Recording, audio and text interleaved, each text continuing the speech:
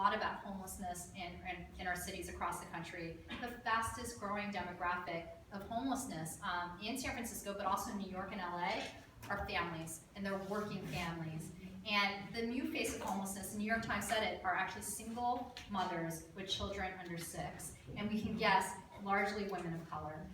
In fact, a report just came out recently that said, you know, if you are a woman, if you are a white woman, 1 out of every 5 white women get evicted. I'm sorry, 1 out of every 15 white women get evicted. If you are an African American woman, 1 out of every 5 are likely to get evicted. And that shows even just some of the disparities that we're seeing around loss of housing. So I do a lot of work on creating affordable housing in San Francisco. I'm really proud of the fact that I have built and fought for the most affordable housing of any member of this board of supervisors, and having to negotiate hard with a lot of our market rate developers that build in San Francisco, and basically asking them to share the value that we are conferring to their land with the community by building more affordable and middle income housing, and making sure that we are keeping our working class and middle class in San Francisco.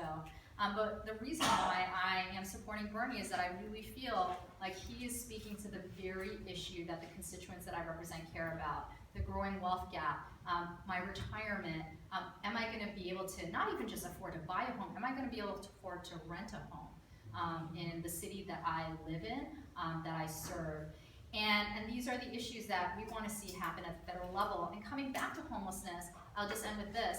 Homelessness has not always been an issue in urban cities. This was something that started to emerge as an urban phenomenon in the mid-1980s. And it happened to dovetail directly with policies and decisions that were made in Washington, D.C., when, at that time, President Ronald Reagan started to cut and slash funding to HUD. In the 1960s and 70s, we actually had more public housing than people on the wait list. And when you talk to social workers and counselors, you know, often if you were evicted or you lost housing, you usually were able to house people fairly quickly.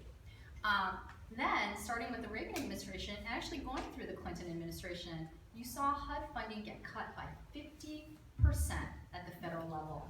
And then homelessness emerged as an urban phenomenon in cities across the country. So when people say that housing is the solution to homelessness, it absolutely is. It is the only solution. And we are seeing this across the country, and I think it is a moral travesty. And I think even more, seeing that the growing demographic of homelessness are working mothers and children is something that we absolutely must address now. And so I think it's incredibly important that not only are we supporting at the local level and at the state level, but we're also looking at the federal level to see candidates that are going to prioritize funding that are going to come to our community. Because, you know, I say this all the time, the budget, it's a reflection of our values and our priorities. We need to make sure that we have candidates at every level that are going to reflect our values in the budget. Thank you.